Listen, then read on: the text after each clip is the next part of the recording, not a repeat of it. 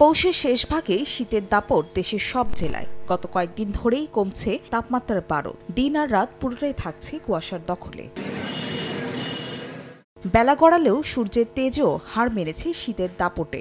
সন্ধ্যা থেকে পরদিন সকাল পর্যন্ত অনুভূত হচ্ছে কনকনে ঠান্ডা। রাস্তায় কমেছে মানুষের আনাগোনা। এই অবস্থায় অসহায় দরিদ্রদের মাঝে গরম কাপড় তুলে দেয় বিভিন্ন সংগঠন। অতিরিক্ত তো ঠান্ডা, সারা রাতে সারাদিন ঠান্ডা করছে, বুঝলেন না, আমরা কোনো কম্বল পাই না। হাড় কাঁপানো এমন শীতেও মাঠে নেমেছেন কৃষক। তবে কুয়াশার কারণে বীজতলা নষ্টের শঙ্কা তাদের।